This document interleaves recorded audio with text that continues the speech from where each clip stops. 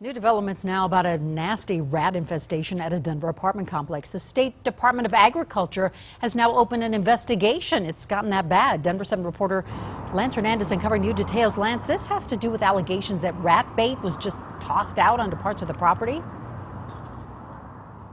And Ag Department officials aren't commenting because the case is under investigation, but we've learned that a locally owned pest control company did the initial work placing rodenticide on this property here, and that a nationally known pest control firm was brought in over the weekend to remedy the situation, and they're still working on it.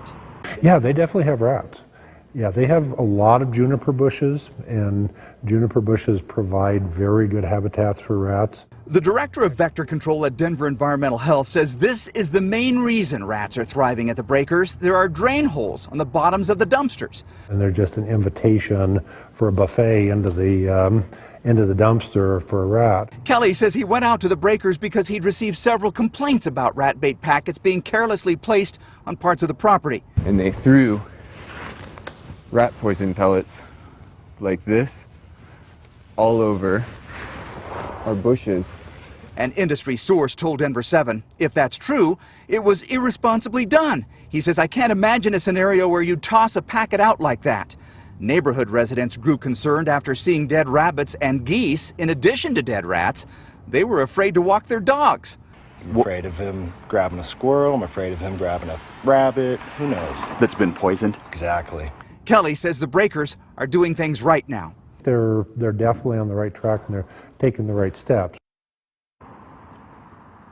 So what's Kelly's recommendations for dealing with this rat infestation? He says the number one thing, shut down the food source by closing up the holes at the bottoms of those dumpsters. And he says if they don't want to do that, then they should at least put a scrim or some kind of grid over it so that rats can't get in while the rainwater can still get out. And by the way, he says you should make sure that rats don't have access to dog food or bird feed.